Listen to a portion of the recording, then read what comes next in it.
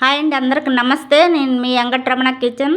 ఈరోజు మన వీడియోలో ఏమంటే తుడుము పట్టిన మామిడికాయ పచ్చడి ఈ విధంగా చేసుకుంటే చాలా అంటే చాలా సూపర్గా ఉంటుంది. వేడి అన్నంలో నెయ్యి వేసుకొని తింటే ఎంత బాగుంటుంది అంటే బాగుంటుంది. పోపు వేసుకున్న తర్వాత ఒక నైట్ ఉంటే రెండో రోజుకి చాలా బాగుంటుంది. కారంగా పుల్లగా. దీన్ని తయారు చేసుకునే విధానంలోకి వెళ్దాం. ఫస్ట్ అయితే ఒక మామిడికాయ, 2 రెబ్బల కరివేపాకు, 2 చెంచాలు మెంతులు, 2 చెంచాలు ఆవాలు, 2 మీడియం సైజు ఎల్లిపాయలు తీసుకొని పొయ్యి మీద ఫ్యాన్ పెట్టి దోరగా వచ్చేంత వరకు ఈ విధంగా ఫ్రై చేసుకోవాలి. ఫ్రై చేసుకున్న తర్వాత చల్లారినాక మిర్చి సారేసుకోవాలి. ఈ మామిడికాయకి అయితే ఈ విధంగా పక్కు తీసుకోవాలి. తీసుకున్న తర్వాత తుడుము పట్టుకోవాలి. ఈ విధంగా తుడుము పెట్టుకోవాలి. ఇది చిన్నది అయింది, ముక్కలుగా కట్ చేసుకొని ఈ విధంగా తుడుము పెట్టుకుంటే త్వరగా అయిపోయిందనమాట. చూసారుగా ఎంత చక్కగా తుడుము పెట్టుకున్నామో. ఇది ఫైనల్గా అయితే 1 కప్పు అయింది. ఒక కప్పు అయిపోయింది. ఈ కప్పు నిండా అయింది కదా.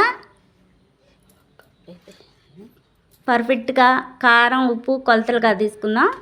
ఈ కప్పు నిండా అయింది కాబట్టి ఒక 6 చెంచాలు కారం, 6 చెంచాలు కారం, చెంచాన్నర సాల్టు,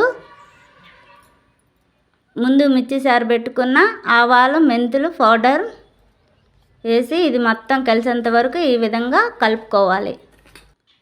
ఈ విధంగా కలుపుకొని 10 నిమిషాలు పక్కన పెట్టుకొని పొయ్యి మీద అయితే ఫ్యాన్ పెట్టి 6 చెంచాలు ఆయిల్ వేసి ఒక 2 చెంచాలు ఆవాలు వేసి, ఒక 2 చెంచాలు పచ్చెనగపప్పు వేసి, 1 చెంచాన్నర జీలకర్ర వేసి, 1 చెంచాన్నర పోపు గింజలు వేసుకొని కొంచెం దోరగా ఫ్రై అయిపోయినాక ఎండుమిర్చి 3-4 తీసుకొని ఈ విధంగా సన్నగా కట్ చేసుకోవాలి. ఒక చిటికెడు పసుపు వేసుకోవాలి. ఒక 2 రెబ్బల కరివేపాకు వేసుకొని కొంచెం రోస్ట్గానే ఫ్రై అయిపోయింది పోపు.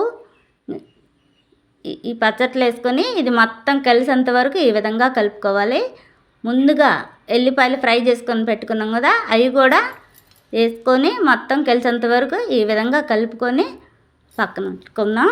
ఫైనల్గా అయితే మామిడికాయ తుడుము పచ్చడి తయారైపోయింది. ఈ విధంగా చేసుకుంటే చాలా అంటే చాలా సూపర్గా ఉండిద్ది. నచ్చితే మీ ఫ్రెండ్స్ అందరికీ షేర్ చేయండి. నాకు సపోర్ట్ చేసి లైక్ చేయండి. బాయ్.